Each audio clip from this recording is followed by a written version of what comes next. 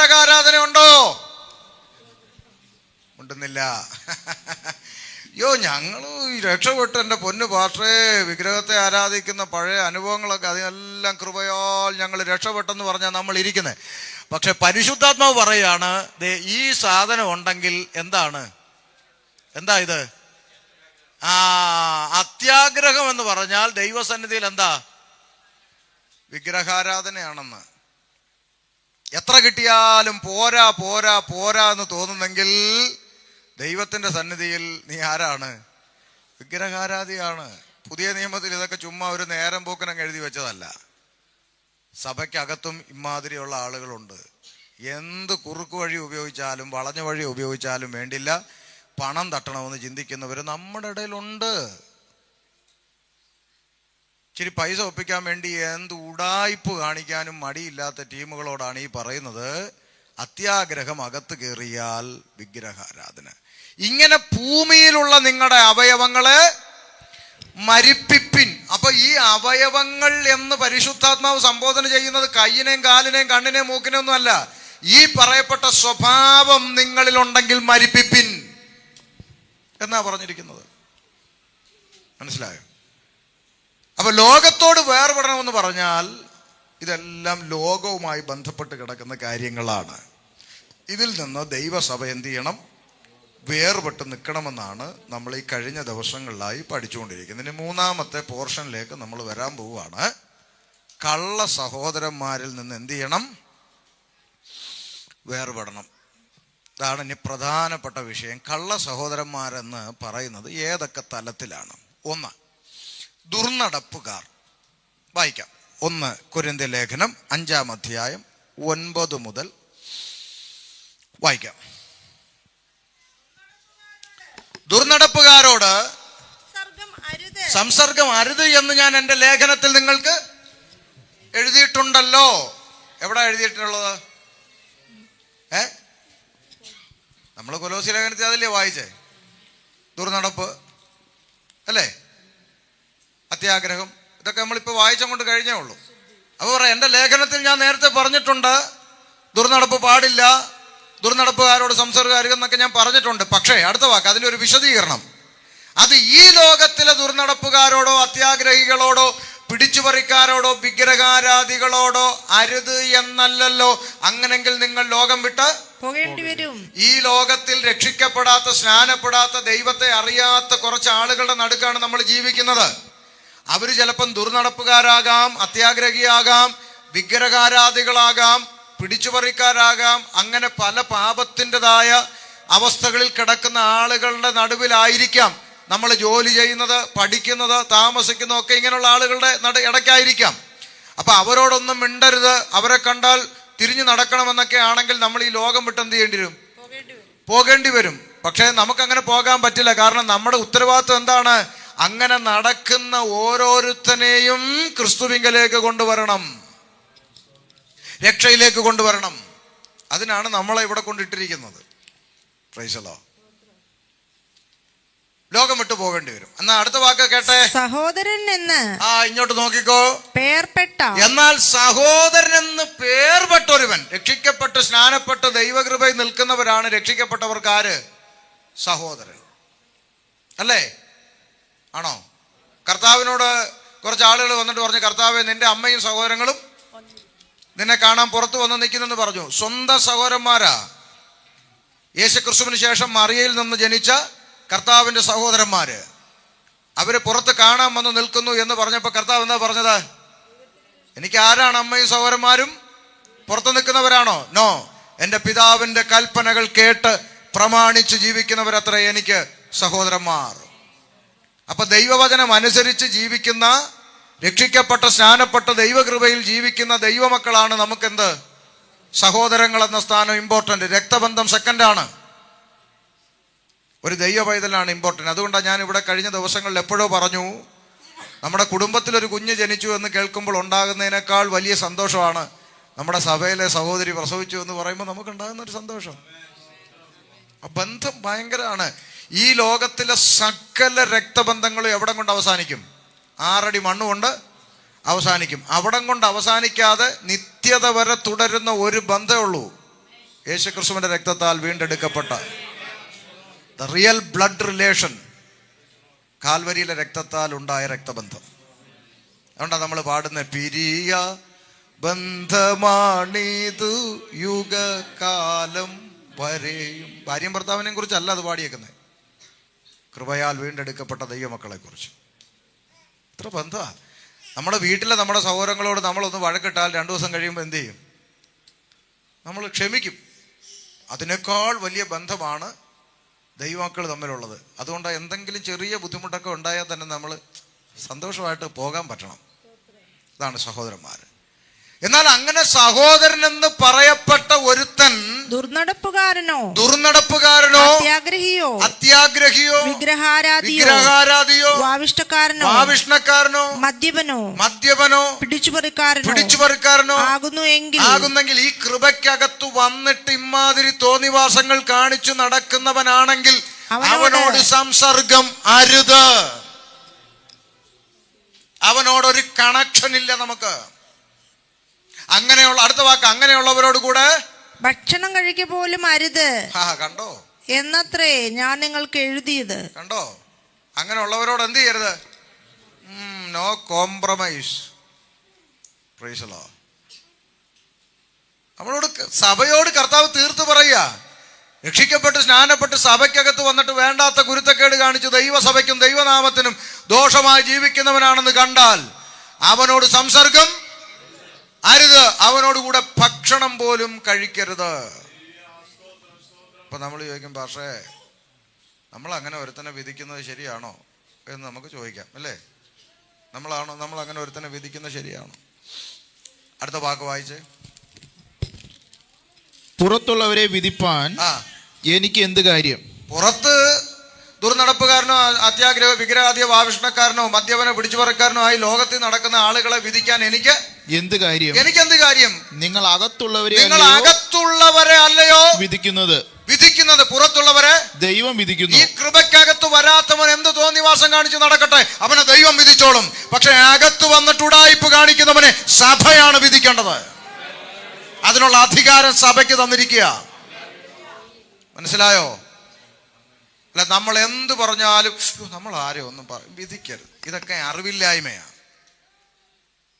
മത്തായി സുവിശേഷം 7-ാം അധ്യായത്തിൽ കർത്താവ് വിധിക്കരുതെന്ന് പറഞ്ഞിട്ടുണ്ട്. അത് സഭയോടുള്ള ഉപദേശമല്ല, സഭ സ്ഥാപിക്കപ്പെട്ടിട്ടില്ല, ആണോ? അന്ന് അത് പറഞ്ഞ എന്തുകൊണ്ടാ? യഹൂദൻ കർത്താവിനെ വിധിക്കാൻ രംഗത്ത് വന്നു. ഇവൻ ഞങ്ങളെ ഉപദേശിക്കാൻ ആര്? ഇവൻ തച്ചന്റെ മകനല്ലയോ? ഇവൻ ഈ അധികാരം എവിടുന്ന്?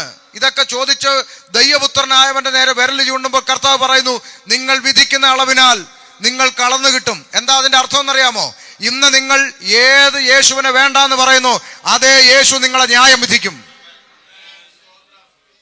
അല്ലേ? തെളിവ് വേണോ? എടുക്കുമോനെ, യോഹന്നാൻ 5:22, 5:27. യോഹന്നാൻ 5:22, 5:27 2 വാക്യം തെളിവിനിരിക്കട്ടെ.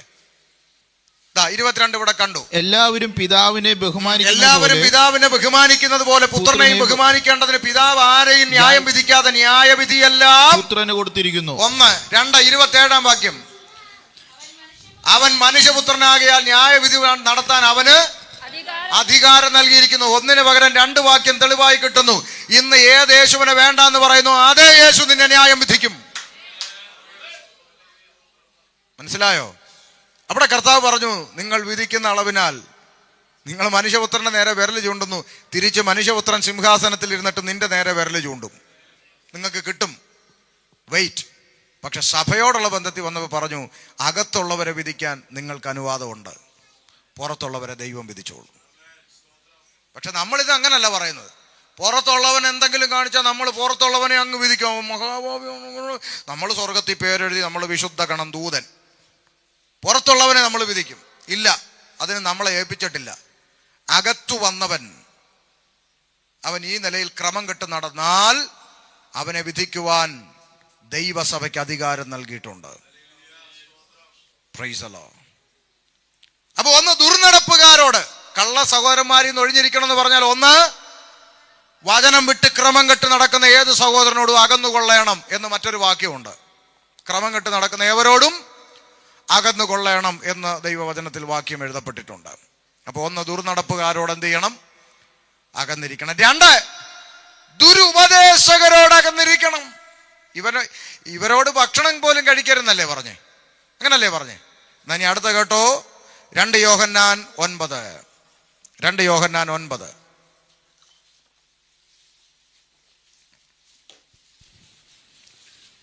ക്രിസ്തുവിന്റെ ഉപദേശത്തിൽ നിലനിൽക്കാതെ അതിർ കടന്നു പോകുന്ന ഒരുത്തനും ദൈവമില്ല. ഉപദേശത്തിൽ നിൽക്കാതെ അതിര് കടന്നു പോകുന്ന ഒരുത്തനും ദൈവമില്ല. അടുത്തത്, ഉപദേശത്തിൽ നിലനിൽക്കുന്നവനോ പിതാവും പുത്രനും ഉണ്ട്. അടുത്തത്, ഒരുത്തൻ ഈ ഉപദേശവും കൊണ്ട് അല്ലാതെ നിങ്ങളുടെ അടുക്കൽ വന്നെങ്കിൽ അവനെ വീട്ടിൽ കൈക്കൊള്ളരുത്. കണ്ടോ? മറ്റേത് ഒരുമിച്ച് ഭക്ഷണം കഴിക്കരുന്നാ പറഞ്ഞേ. പക്ഷെ വചനവിരുദ്ധമായ ഉപദേശവും പറഞ്ഞുകൊണ്ട് വരുന്നവനെ വീട്ടിന്റെ അകത്ത് കയറ്റരുതെന്ന്. അവന് കുശലം പറയുകയുമരുത്. അവനോട് കുശലം പറയുന്നു. ഇന്ന് രാത്രി കേട്ടോ, ദൈവവചനത്തിന് വിരുദ്ധമായ വിപരീതമായ ഉപദേശം പറഞ്ഞുകൊണ്ട് വരുന്നവന് പ്രൈസ് ദി ലോർഡ് ബ്രദർ എന്ന് പോലും പറഞ്ഞാൽ നീ അവന് കൂട്ടുപ്രതിയായി മാറുക. വായിച്ചോ അടുത്ത വാക്യം. അവന് കുശലം പറയുന്നവൻ അവന്റെ ദുഷ്പ്രവൃത്തികൾക്ക് കൂട്ടാളിയല്ലോ. കൂട്ടുപ്രതി ദൈവസന്നിധിയിൽ കൂട്ടുപ്രതി. TV കാണുന്ന സകല കള്ളന്മാരെയും പ്രൈസ് ദി ലോർഡ് ബ്രദർ പറഞ്ഞാൽ നീ ദൈവസന്നിധിയിൽ കൂട്ടുപ്രതി. മനസ്സിലായോ? ആദ്യം ഒരാളെ ഒരു പ്രാർത്ഥനാ സ്ഥലത്തോ ഒരു ദൈവദാസന്റെ അടുത്തോ നമ്മൾ ഒരാൾ സമീപിക്കുന്നെങ്കിൽ ആദ്യം നമ്മൾ ഉറപ്പ് വരുത്തേണ്ടത് അയാൾ പഠിപ്പിക്കുന്ന ഉപദേശം എന്താണെന്നാണ്. അല്ലാതെ അയാൾ ഇടുന്ന ഷർട്ടല്ല, അയാൾ ഇടുന്ന പാൻ്റല്ല, അയാളുടെ ചർച്ചിന്റെ വലിപ്പമല്ല, അയാൾ ഏത് കുടുംബക്കാരനെന്നല്ല, അയാൾ വലിയ അറിയപ്പെടുന്ന ആളെന്നല്ല, അയാളെ കാണാൻ നല്ല ഗ്ലാമർ ആണെന്നല്ല, ചുവന്നിരിക്കുന്ന കറുത്തിരിക്കുന്ന ഒന്നുമല്ല. അയാൾ എന്ത് ഉപദേശമാണ് പഠിപ്പിക്കുന്നത്, അത് വചനപ്രകാരം ശരിയാണോ എന്ന് പരിശോധിച്ചിട്ട് വേണം അവന്റെ അടുക്കൽ ചെന്ന് തലവെക്കാൻ. അത് ബോധ്യപ്പെട്ടിട്ട് വേണം പാസ്റ്ററെ ഞങ്ങളുടെ വീട്ടിൽ വന്ന് ഒന്ന് പ്രാർത്ഥിക്കണമെന്ന് ക്ഷണിക്കാൻ. അല്ലെങ്കിൽ ആ കുടുംബം അവൻ തകർക്കും, അല്ലെങ്കിൽ ആ കുടുംബം കലങ്ങും, അവിടെ നാശമുണ്ടാക്കും. ആ കുടുംബം കലങ്ങിപ്പോകും, പിന്മാറ്റത്തിൽ പോകും.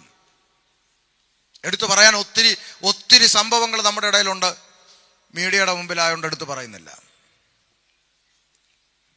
അനുഭവം മനസ്സിൽ മുറിവുകളേറ്റ് കഴിഞ്ഞാൽ കഠിനപ്പെട്ടു പോകും. ഞാനിവിടെ വന്ന ദിവസം മുതൽ ഞാൻ പറഞ്ഞുകൊണ്ടിരിക്കുന്ന ഒരു കാര്യമാണ്. ഒരാൾ വിശ്വാസത്തിൽ വന്നാൽ അയാൾ ആദ്യം നോക്കുന്നത് പാസ്റ്ററേയും സഭയും ഒക്കെ ആയിരിക്കും. പക്ഷെ ആരെയാ നോക്കേണ്ടത്? കർത്താവിനെയാ നോക്കേണ്ടത്. പക്ഷെ അത്രത്തോളം വചന പഠനത്തിലേക്ക് ആ വ്യക്തി എത്തുന്നതിന് മുമ്പ് ആ വ്യക്തി ആരെ നോക്കും? പാസ്റ്ററേയും സഭയും ഒക്കെ നോക്കും. ആ വചനത്തിന്റെ വളർച്ചയിലേക്ക് എത്തുന്നതിന് മുമ്പ് പാസ്റ്ററിൽ നിന്നോ വിശ്വാസികളിൽ നിന്നോ ഒരു മുറിവ് അവന്റെ മനസ്സിൽ ഏറ്റുകഴിഞ്ഞാൽ അവൻ പിന്മാറ്റത്തിൽ പോകും. പിന്നെ അവനെ തിരിച്ചു കൊണ്ടുവരാൻ പറ്റത്തില്ല. അവൻ കഠിനപ്പെട്ടു പോകും. പെന്തിക്കോസുകാരെല്ലാം കള്ളന്മാരാണെന്ന് അവൻ പറഞ്ഞുകൊണ്ട് നടക്കും. അപ്പോൾ ഒരുത്തൻ വചനത്തിൽ ഉറയ്ക്കുന്നതിന് മുമ്പ് അവനെ എടുത്ത് നുള്ളിക്കളയാൻ ശ്രമിക്കരുത്. അവനെ വചനത്തിൽ ഉറപ്പിക്കണം. മോനെ, എന്തൊക്കെ ജീവിതത്തിൽ സംഭവിച്ചാലും നീ ഒന്നോർത്തോണം, കർത്താവ് നിനക്കൊരു ദോഷവും ചെയ്തിട്ടില്ല. എൻ്റെ ജീവിതത്തിൽ 100 കണക്കിന് പ്രതിസന്ധികളിലൂടെ കടന്നുപോയൊരു മനുഷ്യനാണ് ഞാൻ ചിന്തിക്കുന്നു വേറൊരാളായിരുന്നെങ്കിൽ ഇന്ന് ചിലപ്പോൾ ഈ കൃപയെ കാണത്തില്ല. അമ്മാതിരി അനുഭവത്തിലൂടെ പോയതാ. അപ്പോഴെല്ലാം എൻ്റെ ഹൃദയത്തിൽ പരിശുദ്ധാത്മാവ് ഇടപെട്ടൊരു ചിന്തയുണ്ട്, കർത്താവ് എനിക്കൊരു ദോഷവും ചെയ്തിട്ടില്ല. എനിക്ക് വേണ്ടി ജീവൻ തരികയല്ലാതെ, എന്നെ വീണ്ടെടുക്കുകയല്ലാതെ, ഇന്ന് വരെ എനിക്ക് വേണ്ടുന്നതെല്ലാം തന്ന് എന്നെ നടത്തിയതല്ലാതെ എൻ്റെ ദൈവം എനിക്കൊരു ദോഷവും ചെയ്തിട്ടില്ല. ആരെങ്കിലും എന്തെങ്കിലും പറഞ്ഞാലോ, ആരെങ്കിലും ഉപദ്രവിച്ചാലോ, ആരെങ്കിലും അപമാനം പറഞ്ഞാലോ, അല്ലെങ്കിൽ ആരെങ്കിലും പോടാന്ന് പറഞ്ഞാലോ, അതുകൊണ്ട് അതിൻ്റെ ദേഷ്യം കർത്താവിനോട് കാണിക്കേണ്ട ആവശ്യമില്ല. ഇന്ന് എന്തെങ്കിലും ഒരു വിഷയം ഉണ്ടായാൽ, ഭാര്യയും ഭർത്താവും ഒന്ന് പിണങ്ങിപ്പോയാൽ, ഒന്ന് വഴക്കിട്ട് മിണ്ടാതിരുന്നാൽ, ഇന്ന് ഞാൻ ആരാധനയ്ക്ക് വരുന്നില്ല. കർത്താവ് ഏതാണ്ട് ചെയ്തോ? കർത്താവ് വല്ലതും ചെയ്തോ? പിണക്കം നമ്മൾ ആരോടാ കാണിക്കുന്നത്? ദൈവത്തോട്. ദൈവം എന്ത് ചെയ്തു? നമുക്ക് നന്മയല്ലാണ്ട് ഒരു ദോഷവും ദൈവം നമ്മുടെ ജീവിതത്തിൽ ചെയ്തിട്ടില്ല. എന്തിനാണ് നമ്മൾ ദൈവത്തോട് ഇത് കാണിക്കണേ? ഭർത്താവ് പിണങ്ങിയപ്പോൾ നമ്മുടെ ഹൃദയം നൊന്തു, ഭാര്യ പിണങ്ങിയപ്പോൾ ഭർത്താവിൻ്റെ ഹൃദയം നൊന്തു. ഇത് സംഭവിച്ചപ്പോൾ ഞാൻ ഇനി ആരാധനയ്ക്ക് വരുന്നില്ലെന്ന് പറഞ്ഞാൽ ആരുടെ ഹൃദയം നൊന്തു? കർത്താവിൻ്റെ ഹൃദയം നൊന്തു. കർത്താവ് എന്ത് ചെയ്തു? നമ്മൾ എപ്പോഴും മനസ്സിലാക്കണം, അതുകൊണ്ട് നമ്മൾ ഇമ്പോർട്ടൻ്റ് കൊടുക്കേണ്ടുന്ന ഒരു സാധനം എന്തെന്ന് വെച്ചാൽ ദൈവവചന പ്രകാരമുള്ള ഉപദേശമാണോ. ഒരു സ്ഥലത്ത് നമ്മൾ ആരാധനയ്ക്ക് പോയാൽ, ഒരു കൂട്ടായ്മയിൽ നമ്മൾ ചെന്ന് കയറിയാൽ, നമ്മൾ അവിടെ വലിപ്പം കുറവാകട്ടെ, സൗകര്യങ്ങൾ കുറവാകട്ടെ, വലിയ സെറ്റപ്പും ഗെറ്റപ്പും ഉണ്ടാകട്ടെ ഇല്ലാതിരിക്കട്ടെ, നമ്മൾ നോക്കേണ്ടത് അവിടുത്തെ മറ്റൊന്നുമല്ല, അവിടെ പഠിപ്പിക്കുന്ന ഉപദേശം ദൈവവചനത്തിന് അനുസൃതമാണോ അതോ വചനത്തിന് വിരുദ്ധമാണോ. ഇതിനകത്തെ ഉപദേശം കൃത്യമായിട്ടാണ് പഠിപ്പിക്കുന്നതെങ്കിൽ ആ സഭയ്ക്ക് എന്തെല്ലാം ഭൗതികമായ കുറവുണ്ടെങ്കിലും ദൈവ സാന്നിധ്യം ആ സഭയിലുണ്ടാവും. സ്തോത്രം. അപ്പൊ നമ്മൾ ഏറ്റവും ഇമ്പോർട്ടൻ്റ് കൊടുക്കേണ്ട ഒന്നാണ്, ദൈവവചനത്തിന്റെ ഉപദേശത്തിൽ നിലനിൽക്കാതെ അതിർ കടന്നു പോകുന്ന ഒരുത്തനും ദൈവമില്ല. ഉപദേശത്തിൽ നിൽക്കുന്നവന് പിതാവും പുത്രനും ഉണ്ട്. ഒരുത്തൻ ഈ ഉപദേശം എന്ന് അപ്പോസ്തലന്മാർ പറയുന്നത് എന്താ? ഈ ഉപദേശം എന്ന് പറഞ്ഞാൽ നമുക്ക് വായിക്കാം. പിന്നെ ഗലാത്യ ലേഖനം 1:8. ഗലാത്യ ലേഖനം 1:8. എന്നാൽ ഞങ്ങൾ നിങ്ങളോട് അറിയിച്ചതിന് വിപരീതമായി ഞങ്ങളാകട്ടെ സ്വർഗത്തിൽ നിന്നൊരു ദൂതനാകട്ടെ നിങ്ങളോട് സുവിശേഷം അറിയിച്ചാൽ അവൻ ശപിക്കപ്പെട്ടവൻ. കണ്ടോ? അപ്പൊ ഞങ്ങൾ നിങ്ങളോട് അറിയിച്ചതിന് വിപരീതമായി. അപ്പൊ ഈ ഉപദേശം എന്ന് പറഞ്ഞാൽ ഏതാ? അപ്പോസ്തലന്മാര് ഈ പുസ്തകത്തിലൂടെ നമ്മുടെ കയ്യിലേക്ക് നൽകപ്പെട്ട ഈ തിരുവെഴുത്തിന് വിപരീതമായി. മനസ്സിലായോ? തിരുവചനത്തിൽ എഴുതപ്പെട്ടിരിക്കുന്ന ഒരു കാര്യം എഴുതപ്പെട്ട് കഴിഞ്ഞു. ഇനി അത് അങ്ങനെ അല്ലെന്ന് പൗലോസ് തന്നെ കൂടെ പ്രതിക്കൂട്ടി വെച്ചുകൊണ്ട് പറയുക. ഇനി ഞങ്ങൾ തന്നെ നാളെ വന്നിട്ട് അയ്യോ അതൊരു അബദ്ധം പറ്റി എഴുതി പോയതാ കേട്ടോ, അത് അങ്ങനല്ല, അത് ഇങ്ങനാണെന്ന് അവർ തന്നെ പറഞ്ഞാലോ, സ്വർഗത്തിൽ നിന്ന് ചിറക് കെട്ടിവെച്ചൊരു മാലാഖ നിങ്ങളോട് വന്ന് പറഞ്ഞാലോ അവൻ ആരായിരിക്കും? ശപിക്കപ്പെട്ടു. പക്ഷെ മലയാളി അങ്ങനല്ല. മലയാളി എന്ത് ചെയ്യും? രാത്രി കിടന്നുറങ്ങുമ്പം ഒരു സ്വപ്നം കണ്ടു, അല്ലെ ദർശനം കണ്ടു, വെള്ള വസ്ത്രം ധരിച്ച് ഒരു മാലാഖ ഇറങ്ങി വന്നിട്ട് പറഞ്ഞു, കുഴപ്പമൊന്നുമില്ല, നിങ്ങളൊരു 1/2 ഗ്ലാസ് പെഗ് അടിച്ചോ, സാരമില്ല എന്ന് പറഞ്ഞാൽ പിറ്റേന്ന് പോലെ നമ്മൾ എന്ത് പറഞ്ഞുകൊണ്ട് നടക്കും? ഞാൻ എൻ്റെ കണ്ണുകൊണ്ട് കണ്ടതാന്ന്, ദൂതൻ എൻ്റെ മുമ്പിൽ വന്ന് നിന്ന് ഞാൻ കണ്ടിട്ടുണ്ടെന്ന്. അല്ല പക്ഷെ ബൈബിളിൽ കുടിക്കരുത്, ചേടാ ഞാൻ കണ്ടെന്ന്. നമ്മളെന്ത് പറയാൻ? പുസ്തകത്തിൽ ചേടാ ഞാൻ നേരിട്ട് കണ്ടെന്ന് പാസ്റ്ററെ എൻ്റെ മുമ്പിൽ വന്ന് നിന്നിട്ടല്ലേ പറഞ്ഞേ 1/2 പെഗ് അടിച്ചോളാൻ.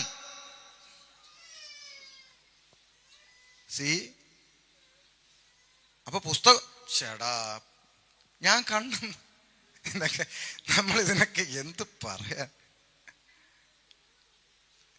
അപ്പൊ പുസ്തകത്തിലൂടെ അപ്പോസ്തലന്മാര് നമ്മളോട് പഠിപ്പിച്ച പുസ്തകമാണ് അവസാന വാക്ക്.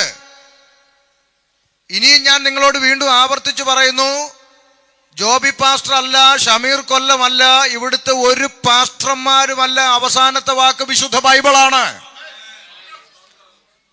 ഈ പുസ്തകമാണ് നമുക്ക് ആധാരം. ഈ പുസ്തകത്തിന് വിപരീതമായിട്ട് ഒരു കാര്യം ഉലകത്തിൽ ആര് പറഞ്ഞാലും അതെന്താണ്? ശപിക്കപ്പെട്ടവൻ. ദൂതനായാലും ശപിക്കപ്പെട്ട. അതിന്റെ അപ്പുറത്തൊരു വാക്ക് വേണോ? ഏഞ്ചൽ വന്ന് പറഞ്ഞാലും ശപിക്കപ്പെട്ടവൻ എന്ന് എഴുതി വെച്ചേക്കുക. ഒരിക്കൽ നമ്മുടെ മറ്റേ ആരാണ്, ബില്ലി ഗ്രഹാം അല്ലേ കൺഫസ് ചെയ്തത്? ബില്ലി ഗ്രഹാമാണോ കൺഫസ് ചെയ്തത്? പേര് മാറിപ്പോരാ, അതുകൊണ്ടാണ് ഞാൻ നിങ്ങളോട് ചോദിക്കുന്നത്. ഞാൻ വീശിയതും തള്ളിയിട്ടതും ബെന്നിഹിൻ. അതാ പേര് മാറിപ്പോ, അതാ ബില്ലി ഗ്രഹാം അല്ല, ബെന്നിഹിൻ കൺഫസ് ചെയ്തു. ഞാൻ കോട്ടൂരി വീശിയപ്പോൾ ആളുകൾ നാറ്റുപടിച്ച് വീണയാന്നൊക്കെ പറഞ്ഞു. എന്തായാലും ദൈവാത്മാവല്ല, അത് പുള്ളി പറഞ്ഞല്ലോ. ദൈവാത്മാവല്ലെങ്കിൽ പിന്നെ നാറ്റുപടിച്ചായിരിക്കും വീണെന്ന് ഞാനങ്ങ് ചിന്തിക്കുക. അപ്പൊ പുള്ളി കൺഫ്യൂസ് ചെയ്യുകയാണ് പൊതുജനത്തിന്റെ മുമ്പിൽ, വീഡിയോയുടെ മുമ്പിൽ ഒന്നെന്ന് പറഞ്ഞു, ഞാൻ പ്രവചിച്ച എല്ലാ പ്രവചനങ്ങളും ഒന്നും പരിശുദ്ധാത്മാവിലായിരുന്നില്ല. ഞാൻ ജനത്തിനൊരു സന്തോഷം വരാൻ വേണ്ടി, അവരെ സന്തോഷിപ്പിക്കാൻ വേണ്ടി ഞാൻ ചില കാര്യങ്ങൾ പറഞ്ഞിട്ടുണ്ട്. ഞാൻ അങ്ങനെ തള്ളിയിട്ടതും വീണതും ഒന്നും പരിശുദ്ധാത്മാവിലായിരുന്നില്ല എന്ന് അയാൾ കൺഫ്യൂസ് ചെയ്തു. ഓക്കെ, നല്ല കാര്യം. അയാൾ മാനസാന്തരപ്പെട്ട് കൺഫ്യൂസ് ചെയ്തെങ്കിൽ അയാളുടെ നിത്യത, അയാളുടെ ആത്മാവിൻ്റെയും ക്രമീകരണം ഓക്കെ ആയി. പക്ഷെ കഴിഞ്ഞ കാലങ്ങളിൽ ഇദ്ദേഹത്തിന്റെ പ്രസംഗം വിശ്വസിച്ചവരും കേട്ടവരും കുത്തി വീണവരുടെയൊക്കെ അവസ്ഥ എന്താ? പോയില്ലേ? ഇത് നമ്മൾ ഗൗരവമായി ചിന്തിക്കേണ്ട വിഷയമാണ്. ഇപ്പൊ ഞാൻ മീഡിയ കൂടെ ഈ ദുരുപദേശത്തിനെതിരെ ഞാൻ മീഡിയ കൂടെ പബ്ലിക്കായി വിമർശിക്കുമല്ലോ. ഇത് തെറ്റാണ്, അയാൾ പറഞ്ഞത് തെറ്റാണെന്ന് ഞാൻ പറയുമ്പോൾ പെന്തക്കോസുകാർ തന്നെ ചോദിക്കുന്ന ഒരു ചോദ്യമുണ്ട്, പാസ്റ്ററെ അയാളെ ഫോൺ വിളിച്ചങ്ങ് പറഞ്ഞാൽ പോരെ? ഇത് പരസ്യമായിട്ട് ഇങ്ങനെ എന്തൊരു അറിവില്ലായ്മയാണെന്ന് നോക്കണം. അയാളെ ഞാൻ ഫോൺ വിളിച്ച് പറയാൻ, അയാൾ ഇത് എന്നോട് ഫോൺ വിളിച്ച് പറഞ്ഞാണോ ഈ ദുരുപദേശം? ആണോ? അയാൾ അയാളുടെ ചർച്ചിൽ പബ്ലിക്കായി ഇത് പഠിപ്പിക്കുകയും അത് വീഡിയോ എടുത്ത് പരസ്യമായി യൂട്യൂബിലും ഫേസ്ബുക്കിലും പോസ്റ്റ് ചെയ്തൊക്കെ ചെയ്ത ഞാനാണോ? അയാൾ ഇത് ചെയ്തു. അത് കണ്ടിട്ട് സമുദായക്കാരായ മർത്തോമക്കാരും യാക്കോബക്കാരും ആ വീഡിയോ എടുത്ത് ഇട്ട് പെന്തിക്കോസുകാർ ഇങ്ങനെ ഇവന്മാരിങ്ങനെ കള്ളന്മാരാന്ന് പറഞ്ഞ് ആക്ഷേപിച്ച് സമൂഹത്തിൽ ബുദ്ധിമുട്ടാക്കി മാറുമ്പോഴാണ് ഇത് ആരുടെ ശ്രദ്ധയപ്പെടുന്നത്? നമ്മുടെയൊക്കെ ശ്രദ്ധയപ്പെടുന്നത്. അപ്പോഴാണ് നമ്മളിത് കയറി പ്രതികരിക്കുക, ഇത് തെറ്റാണ്, ഞങ്ങൾ ഈ കൂട്ടത്തിൽ പെടുന്നവരല്ല എന്ന് പറയേണ്ടി വരുന്നത്. അപ്പൊ ഈ വിളിച്ചു പറയുന്ന ആളുകൾ ആദ്യം ആരെ വിളിക്കണം? അവരെ വിളിച്ചിട്ട് പറയണം, ബ്രദറിന്റെ ചർച്ചിൽ തലകുത്തി എന്ന് വേണമെങ്കിലും ആരാധിച്ചോ, പക്ഷെ ബ്രദർ ദയവ് ചെയ്ത് ഇത് ലൈവ് ഇട്ട് നാട്ടുകാരെ കാണിച്ച് ഞങ്ങളെ കൂടെ നാറ്റിക്കരുതെന്ന് അവരോടാ പറയേണ്ടത്. അല്ലാതെ ജനത്തിന് സത്യം പഠിപ്പിച്ചു കൊടുക്കുന്ന നമ്മളെപ്പോലുള്ള ആളുകളോടല്ല ഇത് പറയേണ്ടത്. ഇപ്പം നാളെ ജോബി പാസ്റ്റർ ഇൻഡിപെൻഡന്റ് ചർച്ച് സ്വന്തമായിട്ട് നടത്തുന്നു. അദ്ദേഹം ജോലി ചെയ്ത് സഭ കൊണ്ടുപോകുന്ന ഒരു മനുഷ്യനാണ്. അദ്ദേഹം അടുത്ത ഞായറാഴ്ച വിശ്വാസികളോട് പറയാ, നമുക്ക് അടുത്ത ഞായറാഴ്ച ഇവിടെ തലകുത്തി ഭിത്തിയ കാല് വെച്ച് ഇവിടെ നിന്ന് ആരാധിക്കാം എന്ന് അദ്ദേഹം പറഞ്ഞാൽ, അങ്ങനെ രഹബോത്ത് പെന്തക്കോസ്ത് ചർച്ച അടുത്ത ആഴ്ച ആരാധിച്ചാൽ അതിന് ഷമീറിന് എന്താന്നേ? ഷമീറിന് പ്രശ്നമൊന്നുമില്ല. അദ്ദേഹത്തിന്റെ ചർച്ച, അദ്ദേഹത്തിന്റെ വിശ്വാസി, അദ്ദേഹം തലകുത്തി നിന്ന് ആരാധിച്ചിട്ടാ, നമുക്ക് പ്രശ്നമില്ല. പക്ഷെ അത് വീഡിയോ പിടിച്ച് ലൈവിലിട്ട് പൊതുസമൂഹത്തെ കാണിച്ചാൽ ഷമീർ കൊല്ലൻ രംഗത്ത് വരും, തനിക്ക് വട്ടാടോന്ന് പറയും. ഇതാണ് വിഷയം. കാരണം ഇത് പരസ്യമാക്കുന്ന നമ്മളാരും ഇവരുടെ പുറകെ ക്യാമറയും കൊണ്ട് നടക്കുവാണോ? ഷമീർ കൊല്ലം ടിനു ജോർജിന്റെയും തങ്കുവിന്റെയും നാരുവിന്റെയും എല്ലാം പുറകെ ക്യാമറയും കൊണ്ട് നടക്കുവാണോ? ആണോ? അല്ല. അവരുടെ ചർച്ചിൽ അവർക്ക് എന്തും പഠിപ്പിക്കാം. അത് തെറ്റാണോ ശരിയാണോ എന്ന് അവരുടെ വിശ്വാസിക്ക് ബോധമുണ്ടെങ്കിൽ ബൈബിളിൽ നോക്കി അവരെന്ത് ചെയ്യട്ടെ, സ്വീകരിക്കട്ടെ. നമ്മുടെ വിഷയമല്ലത്. നമ്മൾ ഇവരുടെ ആരെയും ദ്രോഹിക്കാൻ ഇവിടെ പുറകെ നമ്മൾ പോകുന്നില്ല. പക്ഷെ ഇത് ലൈവ് എടുത്ത് പബ്ലിക് എടുത്ത് നാട്ടുകാരെ കാണിക്കുമ്പോൾ ബലഹീന വിശ്വാസികൾ തെറ്റിപ്പോകും. ബെന്നിഹിന്റെ പുറകെ നടന്ന് നരകത്തിൽ പോയ കൂട്ടരെ പോലെ ബലഹീന വിശ്വാസികൾ തെറ്റിപ്പോകും. അങ്ങനെ തെറ്റാതിരിക്കാൻ വേണ്ടി നമ്മളെപ്പോലുള്ള ദൈവദാസന്മാര് ഇത് വചനവിരുദ്ധമാണ് എന്ന് ശരിയായ ഉപദേശം ദൈവ കുഞ്ഞുങ്ങൾക്ക് പറഞ്ഞു കൊടുക്കും. ഇതേ നമ്മൾ ചെയ്യുന്നുള്ളൂ. അതുകൊണ്ടാ പറഞ്ഞത് ദൈവവചനമാണ് നമ്മുടെ അടിസ്ഥാനം. ബൈബിളാണ് അവസാനത്തെ വാക്ക്. ആരെന്ത് പഠിപ്പിച്ചാലും നമ്മൾ ചെവി കൊണ്ട് കേൾക്കുക, ഹൃദയത്തിൽ സ്വീകരിക്കുന്നത് ബൈബിളിൽ നോക്കി ഉറപ്പുവരുത്തിയതിന് ശേഷം. അതുകൊണ്ടാണ് പരിശുദ്ധാത്മാവ് എഴുതിയിരിക്കുന്നത്, അവർ തിരുവെഴുത്തുകൾ അങ്ങനെ തന്നെയോ എന്ന് പരിശോധിച്ചു പോന്നു. മനസ്സിലായില്ലേ? അപ്പൊ വളരെ കൃത്യമായി നമ്മൾ മനസ്സിലാക്കണം, ഞങ്ങൾ നിങ്ങളോട് അറിയിച്ചതിന് വിപരീതമായി ഞങ്ങളാകട്ടെ സ്വർഗത്തിൽ നിന്നൊരു ദൂതനാകട്ടെ നിങ്ങളോട് വന്ന് മാറ്റി പറഞ്ഞാൽ, ഈ തിരുവെഴുത്തിലൂടെ നമുക്ക് നൽകപ്പെട്ടതിന് ഓപ്പോസിറ്റായിട്ടൊരു തോട്ട് ആര് കൊണ്ടുവന്നാലും, അത് സ്വർഗത്തിലെ ദൂതൻ കൊണ്ടുവന്നാലും അവൻ ശപിക്കപ്പെട്ടവനാണ്. അവനെ വീട്ടിൽ കൈക്കൊള്ളരുത്. അവനോട് ബ്രദറെ പ്രൈസ് ദി ലോർഡ് എന്ന് കുശലമെങ്കിലും പറഞ്ഞാൽ ദൈവസന്നിധിയിൽ നീ കൂട്ടുപ്രതിയാ. Price the Lord. അടുത്ത വാക്ക്, ഞങ്ങൾ മുൻ പറഞ്ഞതുപോലെ ഞാൻ ഇപ്പോൾ പിന്നെയും പറയുന്നു, നിങ്ങൾ കൈക്കൊണ്ട സുവിശേഷത്തിന് വിപരീതമായി ആരെങ്കിലും നിങ്ങളോട് സുവിശേഷം അറിയിച്ചാൽ അവൻ ശപിക്കപ്പെട്ടവൻ. കണ്ടോ? 2 പ്രാവശ്യം പിന്നെ അങ്ങ് എഴുതി. ഞാൻ പിന്നെയും മുമ്പേ പറഞ്ഞ പോലെ ഞാൻ നിങ്ങളോട് പിന്നെയും പറയുക, നിങ്ങൾ വിശ്വസിച്ചിരിക്കുന്ന സുവിശേഷത്തിന് വിപരീതമായി, ഈ പുസ്തകത്തിൽ എഴുതപ്പെട്ട സുവിശേഷത്തിന് വിപരീതമായി, ഈ പുസ്തകത്തിൽ എഴുതപ്പെട്ടതും പ്രസംഗിച്ചതുമായ സുവിശേഷം ഒന്നേ ഉള്ളൂ. എന്താണ്? ഞങ്ങളോ ക്രൂശിക്കപ്പെട്ട ക്രിസ്തുവിനെ പ്രസംഗിക്കുന്നു. ക്രിസ്തു ക്രൂശിക്കപ്പെട്ടിട്ടില്ലെങ്കിൽ ഞങ്ങളുടെ പ്രസംഗം വ്യർത്ഥം. അവനിൽ വിശ്വസിക്കുന്നവന് പാപമോചനവും മാനസാന്തരവും ദൈവം നൽകും. അവനെ ദൈവം നിത്യതയിലെത്തിക്കും. ഇതല്ലാതൊരു സുവിശേഷം ഈ പുസ്തകത്തിൽ ഞാൻ കണ്ടിട്ടില്ല. അപ്പോസ്തലന്മാർ നമ്മളോട് പ്രസംഗിച്ചതും പഠിപ്പിച്ചതുമായ സുവിശേഷം, അവനിൽ വിശ്വസിക്കുന്നവന് പാപമോചനമുണ്ട്, അവനിൽ വിശ്വസിക്കുന്നവന് നീതീകരണമുണ്ട്. അവനിൽ വിശ്വസിക്കുന്നവന് നിത്യജീവനുണ്ട്. അവനിൽ വിശ്വസിക്കുന്നവന് സ്വർഗരാജ്യമുണ്ട്. ഇതിന്റെ അപ്പുറത്ത് അവൻ ക്രൂശിക്കപ്പെട്ടു. ക്രിസ്തു ഒരുപക്ഷെ ക്രൂശിക്കപ്പെട്ടിട്ടില്ലെങ്കിൽ ഞങ്ങൾ നിങ്ങളോട് പ്രസംഗിക്കുന്നത് വെറും വ്യർത്ഥമാണ്. അതുകൊണ്ട് മറ്റൊരുത്തനിലും രക്ഷയില്ല. മനുഷ്യന് രക്ഷ പ്രാപിപ്പാൻ ആകാശത്തിന്റെ കീഴിൽ മനുഷ്യരുടെ ഇടയിൽ യേശു ക്രിസ്തു എന്ന ഏകനാമമല്ലാതെ മറ്റൊരു നാമമില്ല. ഇതാണ് അപ്പോസ്തലന്മാർ നമ്മളോട് അറിയിച്ച സുവിശേഷം, അല്ലേ?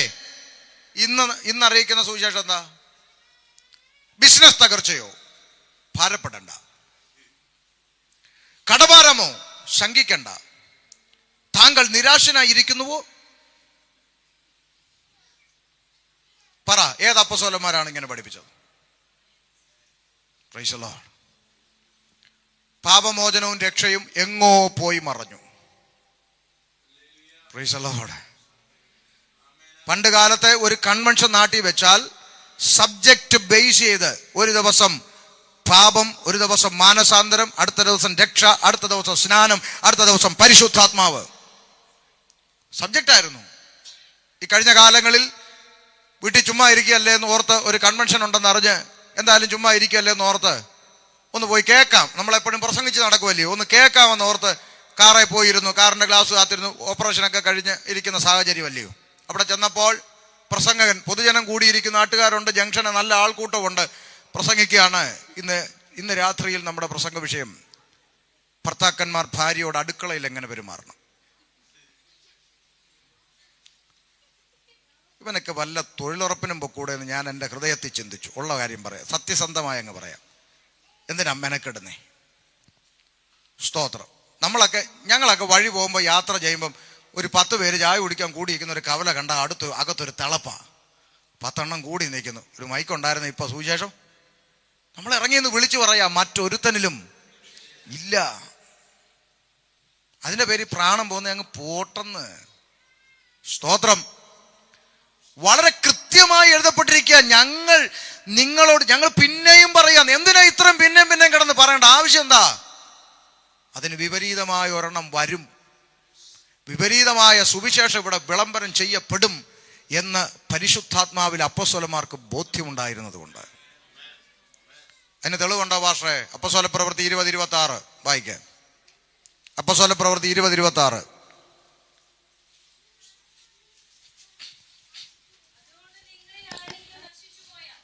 പോവാന്നോ? അതുകൊണ്ട് നിങ്ങളിൽ ആരെങ്കിലും നശിച്ചു പോയാൽ ഞാൻ കുറ്റക്കാരനല്ല എന്ന് ഞാൻ ഇന്നേ ദിവസം നിങ്ങളോട് സാക്ഷ്യം പറയുന്നു. ഒരു മിനിറ്റ് സഹോദരി, നോക്കട്ടെ, ഡേറ്റ് നോക്കട്ടെ. ആഗസ്റ്റ് 19. അതുകൊണ്ട് ഞാനും രഹബോത്ത് പെന്തക്കോസ്ത് ചർച്ചിൽ ആഗസ്റ്റ് 19, 2025 ഞാനും സാക്ഷ്യം പറയുന്നു. നിങ്ങളിൽ ആരെങ്കിലും നശിച്ചു പോയാൽ ഞാൻ കുറ്റക്കാരനല്ല. എന്തുകൊണ്ട്? അടുത്ത വാക്യം. ദൈവത്തിന്റെ ആലോചന ഒട്ടും മറച്ചു വെക്കാതെ ഞാൻ മുഴുവനും അറിയിച്ചു തന്നിരിക്കുന്നുവല്ലോ. മതി. ഇതാ ഞാനും പറയുന്നത്. എന്താണ്? ദൈവത്തിന്റെ ആലോചന ഒട്ടും മറച്ചു വെക്കാതെ നിങ്ങളോട് ഞാൻ എന്ത് ചെയ്തിട്ടുണ്ട്? പറഞ്ഞിട്ടുണ്ട്. ഇനി നിങ്ങൾ ആരെങ്കിലും നശിച്ചു പോയാൽ ജോബി പാഷൻ കുറ്റക്കാരനല്ല, ഷമീർ കൊല്ലം കുറ്റക്കാരനല്ല. പറയേണ്ട കാര്യം എന്ത് ചെയ്തിട്ടുണ്ട്? പറഞ്ഞു തന്നിട്ടുണ്ട്. വേണമെങ്കിൽ അനുസരിച്ച് ജീവിക്കാം. അത്രേ ഉള്ളൂ. പൗലോസ് വളരെ കൃത്യമായിട്ട് പറയുകയാണ്. ദൈവത്തിന്റെ ആലോചന ഒട്ടും മറച്ചു വെക്കാതെ എന്ത് ചെയ്തിട്ടുണ്ട്? പറഞ്ഞിട്ടുണ്ട്. ഇനി നിങ്ങൾ ആരെങ്കിലും നശിച്ചു പോയാൽ എൻ്റെ പ്രശ്നം അല്ല, ഞാൻ കുറ്റക്കാരനല്ല. പറയാതിരുന്നാൽ ദൈവദാസന്മാരാണ് കുറ്റക്കാര്. പറയേണ്ട കാര്യം കൃത്യമായിട്ട് എന്ത് ചെയ്തിട്ടുണ്ട്? അതുകൊണ്ട് ദൈവകുഞ്ഞുങ്ങൾ മനസ്സിലാക്കിക്കോണം, ഉപദേശം ശരിയായി സഭയെ പഠിപ്പിക്കുക എന്നുള്ളതാണ് ദൈവദാസന്മാരുടെ ഉത്തരവാദിത്വം. ഇഷ്ടമുള്ളവർക്ക് ഏറ്റെടുക്കാം, ഇഷ്ടമില്ലാത്തവർക്ക് തോന്നിയ പോലെ നടക്കാം. പക്ഷെ അതിൻ്റെ പേരിൽ നിങ്ങൾ നശിച്ചു പോയാൽ, നശിച്ചു പോവുക എന്ന് പറയുന്ന വാക്കുകൊണ്ട് വേദപുസ്തകം ഉദ്ദേശിക്കുന്നത് യൂദായെക്കുറിച്ച് പറയുന്ന ഒരു വാക്യമുണ്ട്. ആ നാശയോഗ്യനല്ലാതെ മറ്റാരും എന്ന് പറയുന്നുണ്ട്. ഈ നാശയോഗ്യൻ നശിച്ചു പോകുമെന്ന് പറഞ്ഞാൽ നിത്യനരകത്തിൽ പോകുന്നവരെ കുറിച്ചാണ് ഈ പറയുന്നത്. അതുകൊണ്ട് ആരെങ്കിലും നശിച്ചു പോയാൽ ഞാൻ കുറ്റക്കാരനല്ല എന്ന് പൗലോസ് പറയുന്നു. കാരണം ദൈവത്തിൻ്റെ ആലോചന ഒട്ടും മറച്ചു വെക്കാതെ ഞാൻ മുഴുവനും നിങ്ങളോട് എന്ത് ചെയ്തിട്ടുണ്ട്? ഫ്രാങ്കായിട്ട് കാര്യം പറഞ്ഞിട്ടുണ്ട്. വേണമെങ്കിൽ സ്വീകരിക്കാം, ഇല്ലെങ്കിൽ നശിച്ചു പോകാം. അതിന് ഞാൻ കുറ്റക്കാരനല്ല എന്ന് പൗലോസ് മുൻകൂർ ജാമ്യം എടുത്തു. എന്നിട്ട് എന്താ പഠിപ്പിച്ചത്? അടുത്ത വാക്ക്. നിങ്ങളെ തന്നെയും താൻ സ്വന്തം രക്തത്താൽ സമ്പാദിച്ചിരിക്കുന്ന ദൈവത്തിന്റെ സഭ. കേട്ടോ, ദൈവത്തിന്റെ സഭ കർത്താവ് രക്തം കൊടുത്തു മേടിച്ചതാണ്. ചെറിയ കാര്യമല്ല.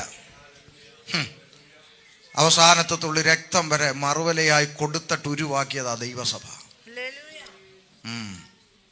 ഞാൻ എൻ്റെ സഭയെ പാതാള ഗോപുരങ്ങൾ അതിനെ ജയിക്കത്തില്ല.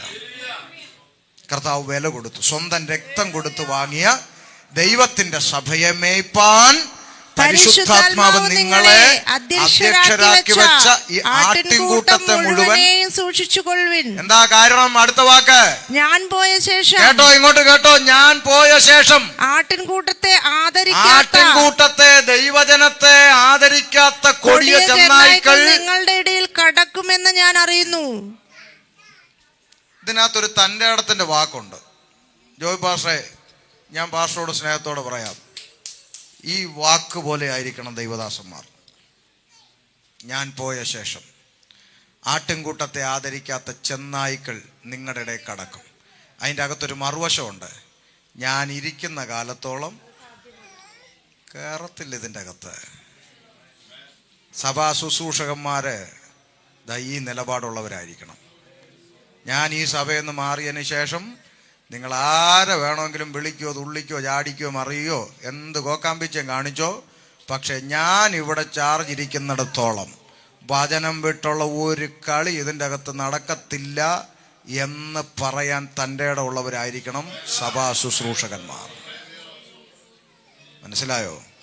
പൗലോസ് പറഞ്ഞ വാക്കാ എന്നെ രോമാഞ്ചം കൊള്ളിക്കുന്ന വാക്കാ. ഞാൻ പോയ ശേഷം. ഞാൻ ഇരിക്കുന്നിടത്തോളം നടക്കുകയില്ലെന്ന് പറഞ്ഞാൽ നടക്കുകയില്ല എന്നൊരർത്ഥം അതിന്റെ പിറകിലുണ്ട്. ഞാൻ പോയ ശേഷം ആട്ടിൻകൂട്ടത്തെ ആദരിക്കാത്ത കൊടിയ ചെന്നാക്കൾ നിങ്ങളുടെ ഇടയിൽ കിടക്കും. ശ്രദ്ധിച്ചോ. എവിടുന്ന് അടുത്ത വാക്ക്. ശിഷ്യന്മാരെ തങ്ങളുടെ പിന്നാലെ വലിച്ചു കളവാനായി.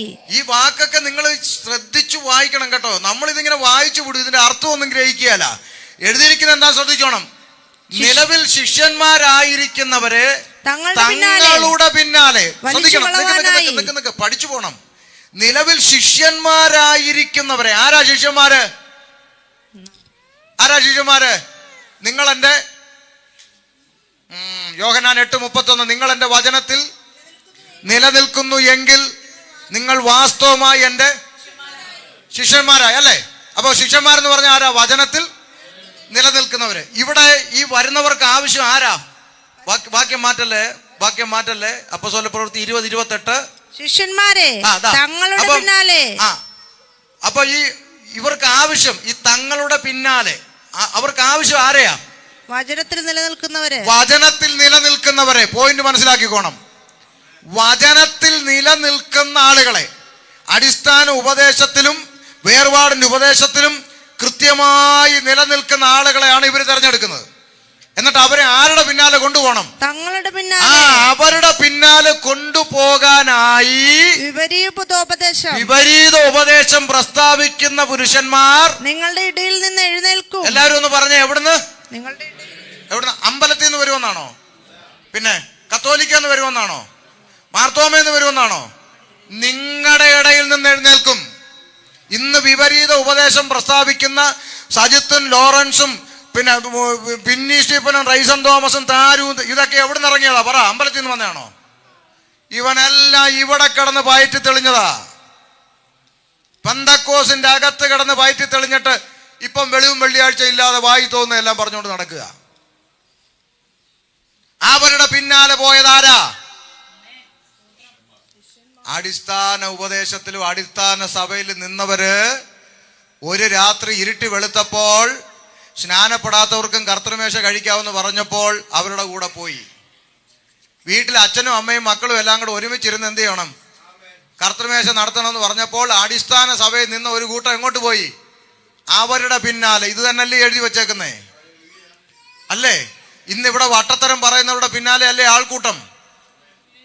ആണോ? ബ്രദർ ബ്രദറിന്റെ അടുക്കലൊന്ന് പോണം. ബ്രദർ മനസ്സിലായോ? നമ്മുടെ ആളുകൾ പറയുന്ന വാക്കാ ഇത്. ബ്രദർ അവിടെ വന്നിട്ടുണ്ട്. Brother price the Lord. ഒരു കാര്യം മനസ്സിലാക്കണം, ഇവരാരും അമ്പലത്തിൽ നിന്നും പള്ളിയിൽ നിന്നും പരുമലയിൽ നിന്നൊന്നും വന്നവരല്ല. ഇന്നലെ വരെ സത്യവചനം പ്രസംഗിച്ചുകൊണ്ട് നടന്ന ആളുകള് ഒരു പ്രഭാതം ഇരുട്ടി വെളുത്തപ്പോൾ വിഡ്ഢിത്തരങ്ങൾ പറയാൻ തുടങ്ങി. അപ്പൊ ദൈവസഭ അവരെ നോക്കി പറഞ്ഞു, ഇവര് കൾട്ടാണ് പഠിപ്പിക്കുന്നത്, ഇവരെ അനുഗമിക്കരുത്, ഇവര് കൾട്ടാണ്, ഇവരിൽ നിന്ന് ഒഴിഞ്ഞിരിക്കണമെന്ന് പറഞ്ഞപ്പോൾ അവരുടനെ പോയി സ്വന്തം സഭകൾ ഉണ്ടാക്കി. അപ്പൊ എന്ത് ചെയ്തു? കുറെ ആളുകൾ ഇവരുടെയൊക്കെ പിന്നാലെ പോയി. ഇനി അതിന് പറയുന്ന ന്യായീകരണം എന്താ? അവരുടെ പിന്നാലെയൊക്കെ അത് നമുക്ക് പിന്നാലെ വരാം. അപ്പൊ ഇത് എവിടുന്ന് വരുമെന്നാ പറഞ്ഞത്? നിങ്ങളുടെ ഇടയിൽ നിന്ന് എഴുന്നേൽക്കും എന്നാണ് പറഞ്ഞത്. അതിന്റെ ഒരു തെളിവ് 1 യോഹന്നാൻ 2:18 കൂടെ വായിച്ചോ. ഇതിന്റെ ഒരു ഇണവാക്യം. കുഞ്ഞുങ്ങളെ ഇത് അന്ത്യനാഴികയാകുന്നു. എതിർ ക്രിസ്തു വരുന്നത് നിങ്ങൾ കേട്ടിട്ടുണ്ടല്ലോ. ഇപ്പോൾ അനേകം എതിർ ക്രിസ്തുക്കൾ എഴുന്നേറ്റിരിക്കുകയാൽ അന്ത്യനാഴികയാകുന്നു നമുക്കറിയാം. അവർ നമ്മുടെ ഇടയിൽ നിന്ന് പുറപ്പെട്ടു എങ്കിലും നമുക്കുള്ളവർ ആയിരുന്നില്ല. കണ്ടോ? അവർ എവിടുന്നാ പുറപ്പെട്ടെ? വായിച്ചിട്ട് പറ. നമ്മുടെ ഇടയിൽ നിന്നാണ് ഇവരെല്ലാം പുറപ്പെട്ടത്. അവരത്രയും കാലം നമ്മുടെ ഇടയിലായിരുന്നു, പക്ഷെ അവർ നമുക്കുള്ളവര് അല്ലായിരുന്നു. അവിടെയാണ് വിവേചനം. മനസ്സിലായോ? ഈ അന്ത്യകാലത്ത് ഒരു വിശ്വാസി പ്രാർത്ഥിക്കേണ്ട ഏറ്റവും വലിയ കൃപാവരം എന്താ? വിവേചനവരം. രോഗശാന്തി ഒന്നും കിട്ടിയില്ല, വേണ്ട. ഭൂതശാന്തി കിട്ടിയില്ല, വേണ്ട. പ്രവചനവും അത്ഭുതവും ഒന്നും കിട്ടിയില്ല, വേണ്ട. പക്ഷെ ഒരു വ്യക്തിയെ കാണുമ്പോൾ ആ വ്യക്തിയിൽ വ്യാപരിക്കുന്നത് പരിശുദ്ധാത്മാവാണോ അല്ലയോ എന്ന് ആത്മാവിൽ വിവേചിക്കറിയാനുള്ള ഒരു വിവേചന വരത്തിനായി ദൈവസഭ ഈ അന്ത്യകാലത്ത് പ്രാർത്ഥിക്കേണ്ടിയിരിക്കുന്നു. ഗൗരവമായി പ്രാർത്ഥിക്കേണ്ടിയിരിക്കുന്നു. അങ്ങനെ വിവേചനവരം പ്രാപിക്കുന്നവനെ മുമ്പോട്ടുള്ള കാലത്ത് കൃപയിൽ നിൽക്കാൻ പറ്റൂ. സ്തോത്രം. പണ്ട് അടിസ്ഥാന പെന്തക്കോസ് സഭകളിൽ, പിതാക്കന്മാരുടെ കാലഘട്ടത്തിൽ അടിസ്ഥാന പെന്തക്കോസ് സഭകളിൽ സഹോദരിമാർക്ക് കൃപാവരമുണ്ടായിരുന്നു. ഒരുത്തൻ പ്രസംഗിക്കുമ്പോൾ സഹോദരിമാര് വിവേചിച്ചിട്ട് പറയും, ഇരിയടോ അവിടെയെന്ന്. കാലമുണ്ടായിരുന്നു വിവേചനപരം. ഇന്ന് പെണ്ണുങ്ങൾക്ക് ഇതൊന്നും വേണ്ട. ഇല്ല, ഫേസ്ബുക്കിനകത്ത് കയറി ഇരുന്ന് അത്തള പുത്തള എന്നും പറഞ്ഞ് ചുമ്മാ വായി തോന്നുന്ന ദൂത് പറച്ചിലാണ് ജോലി. വേദപുസ്തകം പറയുന്നു അന്യഭാഷയിൽ സംസാരിക്കുന്ന മനുഷ്യരോടല്ല. ഇത് ലൈവിൽ കയറി ഇരുന്നോണ്ട് അന്യഭാഷ പറയാം. ആരോടാണോ എന്തോ. ലൈവിൽ ഇരുന്നോണ്ട് അങ്ങ് അന്യഭാഷ ഒട്ടിക്കുക. ആരോടാണോ? ദൈവത്തോടാണെന്നാണ് വചനം. ദൈവത്തോട് സംസാരിക്കുകയാണെങ്കിൽ അതിന്റെ ഇടയ്ക്കൂടെ അങ്ങനെ ഈ കമന്റ് വായിക്കുന്നത്? അതും എനിക്ക് മനസ്സിലായിട്ടില്ല. ലൈവിലിരുന്ന് അന്യഭാഷ പറയുകയും ചെയ്യുന്നുണ്ട്. എനിക്ക് പറയുമ്പോൾ രസമാണെങ്കിലും ഒരിക്കൽ നമ്മുടെ ഈ കൊട്ടാരക്കര കരിക്കത്തിനടുത്തൊരു പെണ്ണുമ്പിള്ളയുണ്ട്. ഇതുപോലെ ലൈവ് കയറിയിരുന്ന് അങ്ങ് പ്രാർത്ഥിക്കുകയാണ്. അപ്പം പ്രാർത്ഥനാ വിഷയം ആളുകൾ എന്ത് ചെയ്യുക? കമന്റില്. അപ്പൊ ഇവർ ഓരോ കമന്റും വായിച്ചിട്ട് അന്യഭാഷ പറയുക. അപ്പൊ അതിൽ ഒരുത്തൻ എഴുതി വിടുക, ഞാൻ ഫേസ്ബുക്കിൽ കണ്ടതാ, ഒരുത്തൻ എഴുതി വിടുക, പിന്നെ മംഗലശ്ശേരി നീലകണ്ഠന് കയ്യും കാലും ഒടിഞ്ഞു കിടക്കുന്നു പ്രാർത്ഥിക്കണമെന്ന്. ഉടനെ ഈ പെണ്ണുമ്പിള്ള അന്യഭാഷ പറഞ്ഞുകൊണ്ട് പറയാ, നീലകണ്ഠന് വേണ്ടി പ്രാർത്ഥിക്കുന്നു. നിങ്ങൾ ആരെങ്കിലും കണ്ടിട്ടുണ്ടാവും? അത് കണ്ട? ആ സൗകര്യം കണ്ടിട്ടുണ്ടെന്ന് തോന്നുന്നു. ഇല്ലേ? കണ്ടിട്ടില്ലേ?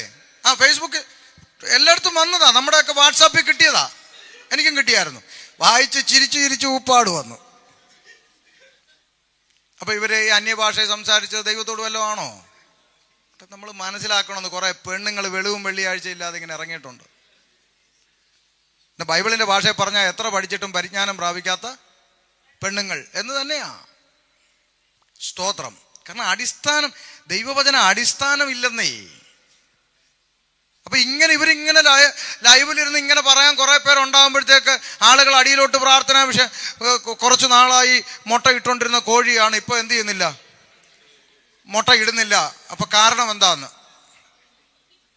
ഇപ്പൊ പ്രവാചകൻ പ്രാർത്ഥിച്ചിട്ട്, ഞാൻ പണ്ട് കുറച്ചു കാലങ്ങൾക്ക് മുമ്പ് ഞാൻ ഇവിടെ മസ്കറ്റിൽ പോയ സമയത്ത് ഈ ക്യാമ്പിൽ ജോലി ചെയ്യുന്ന ക്യാമ്പിൽ ഒരു പാസ്റ്റർ വിളിച്ചുകൊണ്ട് പോയി. ലേബറായിട്ടുള്ള ആളുകളോട് ഒന്ന് സംസാരിക്കാൻ വേണ്ടി കൊണ്ടുപോയതാണ്. അവിടെ ചെന്നപ്പോഴത്തേക്ക് സൗരന്മാരൊക്കെ വന്നപ്പോൾ ഒരാൾ വന്നിട്ട് പറഞ്ഞു, അയ്യോ പേഴ്സ് കാണുന്നില്ലെന്ന് പറഞ്ഞു. ഇപ്പം നമ്മൾ ഭാരപ്പെടാതെ സാവകാശത്തിൽ കിട്ടുമെന്ന് പറഞ്ഞ് എല്ലാവരും എപ്പോഴും ഉടനെ പുള്ളി ഫോൺ എടുത്ത് നാട്ടിലുള്ള പ്രവാചകനെ വിളിച്ചു. എന്നിട്ട് പറഞ്ഞു, പാസ്റ്ററെ പ്രാർത്ഥിക്കണം, പേഴ്സ് കാണുന്നില്ലെന്ന് പറഞ്ഞു. ഉടനെ ഈ പുള്ളിക്കാരൻ, അപ്പം ഞാനിത് അതിശയത്തോടെ നോക്കിക്കൊണ്ടിരിക്കുക അവിടെ. ഉടനെ ഈ പുള്ളിക്കാരൻ സ്പീക്കറിലിട്ട് അന്നേരം മറ്റേ പുള്ളി അന്യഭാഷ അങ്ങോട്ട് ടക്കെന്ന് അന്യഭാഷ അടിച്ചിട്ട് പുള്ളിക്കാരൻ പറയാ, പേടിക്കണ്ട ബ്രദറെ, പരിധി വിട്ടു പോയിട്ടില്ലെന്ന്. കാര്യം എവിടെ എന്താണെന്നൊന്നും പറയാൻ അറിയത്തില്ലല്ലോ. അപ്പം പരിധി വിട്ടു പോയിട്ടില്ലെന്ന് പറഞ്ഞു. അപ്പം ഞാൻ പുള്ളിയോട് പറഞ്ഞു, എന്നാ പേടിക്കണ്ട, ചായ കുടിക്കാൻ പോയായിരിക്കും, വന്നോളൂ എന്ന് പറഞ്ഞു. ഇതൊക്കെ നമ്മൾ എന്ത് പറയാനാ? അപ്പം നമ്മൾ മനസ്സിലാക്കണം, അവർ നമ്മുടെ ഇടയിൽ നിന്ന് പുറപ്പെട്ടെങ്കിലും നമുക്കുള്ളവരായിരുന്നില്ല എങ്കിൽ നമ്മോട് കൂടെ പാർക്കുമായിരുന്നു. അവർ നമുക്കുള്ളവരായിരുന്നെങ്കിൽ അവർ അടിസ്ഥാന ഉപദേശത്തിൽ നിൽക്കുമായിരുന്നു ഇന്നും. പക്ഷെ അവർ നമ്മുടെ കൂട്ടത്തിൽ ഇന്നില്ല. കാരണം അവർ നമുക്കുള്ളവർ ആയിരുന്നില്ല. എന്നാൽ എല്ലാവരും നമുക്കുള്ളവരല്ല എന്ന് ഇത് കുറിച്ചിട്ടോണം. എന്ത് ചെയ്യണം? അവര് നമുക്കുള്ളവരല്ലെന്ന് എന്ത് ചെയ്യണം? പ്രസിദ്ധമാകണം. സകല കള്ളപ്രവാചകന്മാരും ലോകത്തിന്റെ മുമ്പിൽ പ്രസിദ്ധമാകും. അപ്പൊ പ്രസിദ്ധമാകണമെന്ന് വചനം കിടക്കുന്നോണ്ടാ ഞങ്ങളെ പോലുള്ളവരെ പരസ്യമായി പറയാൻ പരിശുദ്ധാത്മാവ് പറയുന്നത്. പ്രസിദ്ധമാകണ്ടേ? പ്രസിദ്ധമാകണം. ഫോൺ വിളിച്ച് പറയാനല്ല പറഞ്ഞേക്കുന്നത്, പ്രസിദ്ധമാകണം. അവര് ദൈവസഭയ്ക്കുള്ളവരല്ല എന്ന് പ്രസിദ്ധമാകണം. അതിനാണ് എഴുതിയിരിക്കുന്നത്. അപ്പൊ നമ്മുടെ നിലപാട് എന്തായിരിക്കണം? ഗലാത്യ ലേഖനം 2-ാം അധ്യായം 4 മുതലുള്ള വാക്യങ്ങൾ വായിക്കുക. ഗലാത്യ ലേഖനം 2:4 വേഗത്തിൽ.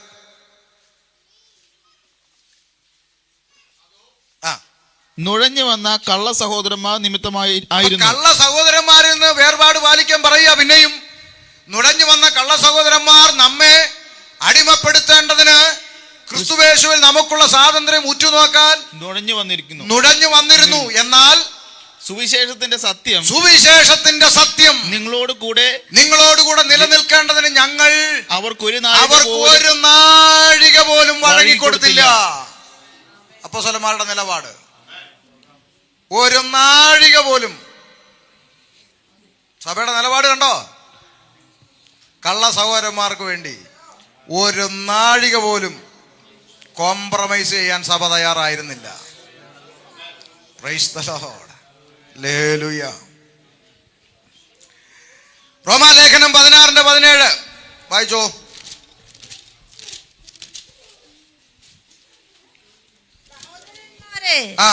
നിങ്ങൾ പഠിച്ച ഉപദേശത്തിന്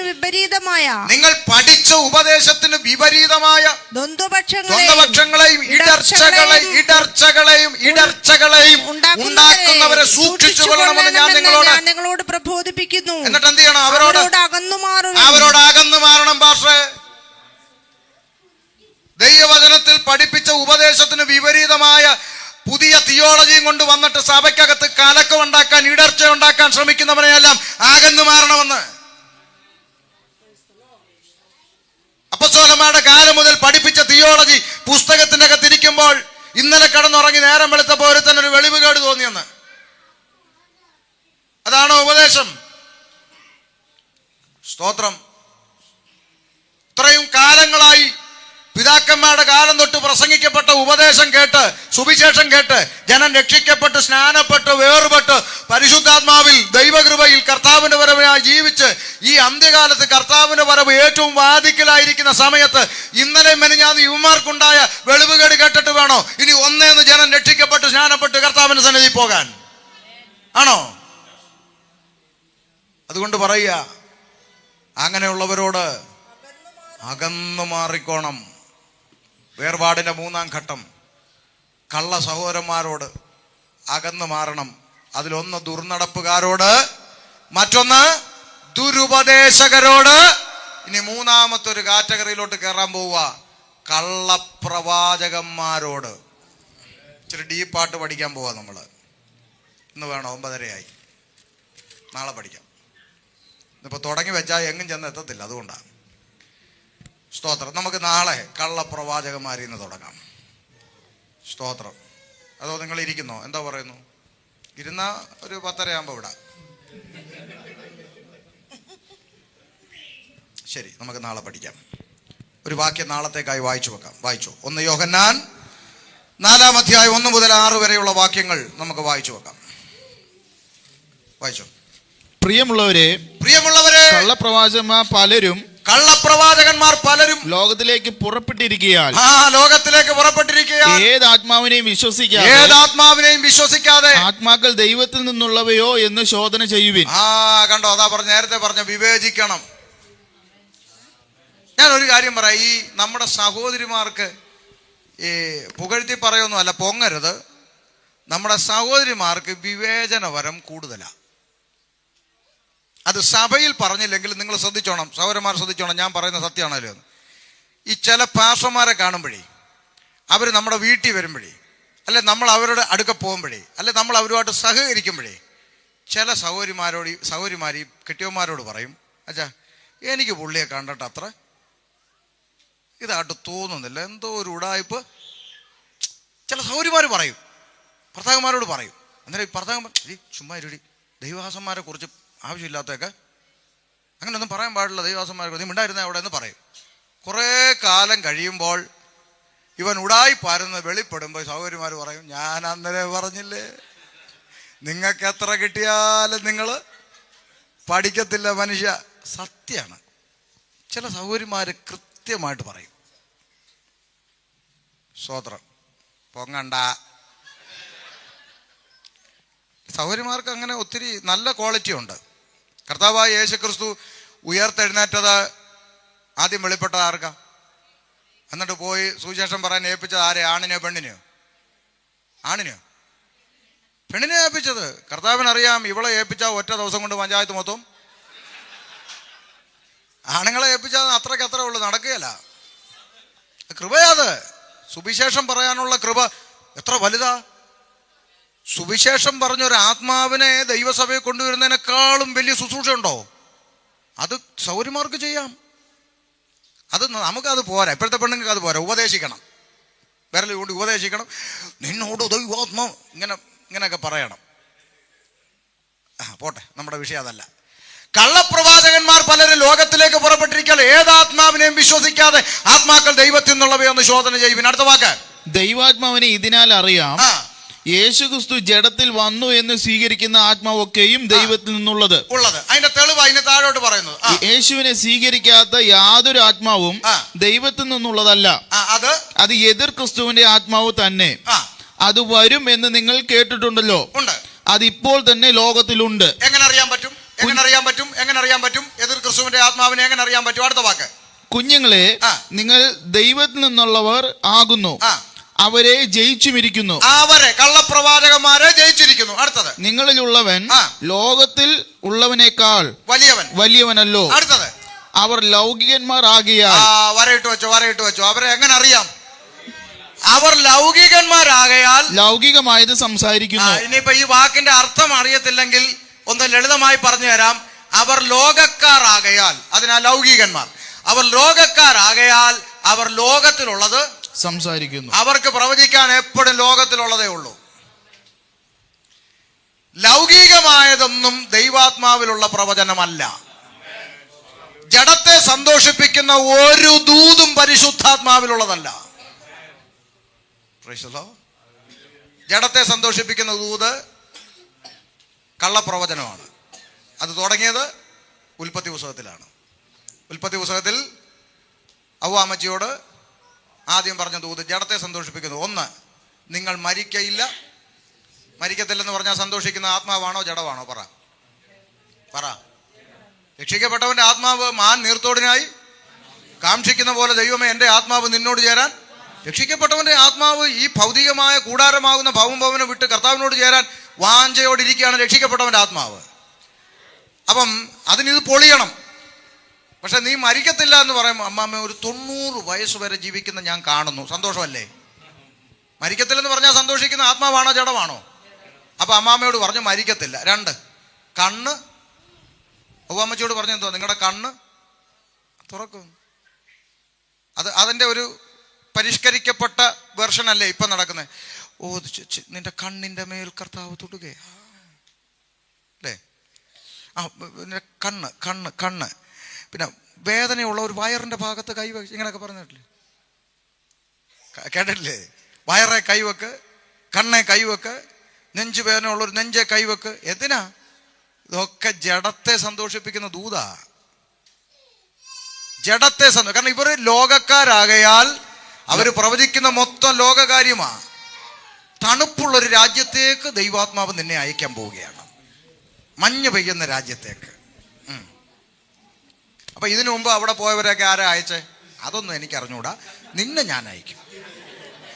സ്തോത്രം. കഥ ഈ ചോദ്യമില്ല, ഇങ്ങോട്ട് ചോദിക്കരുത്. സ്തോത്രം. അവിടെ ചെന്ന് യുദ്ധം ഉണ്ടാകുമ്പോൾ എല്ലാം കൂടെ കെട്ടിപ്പറക്കി നാട്ടിലോട്ട്. അന്നേരം പറയും ഞാൻ നിന്നെ നാട്ടിലേക്ക് അയക്കും.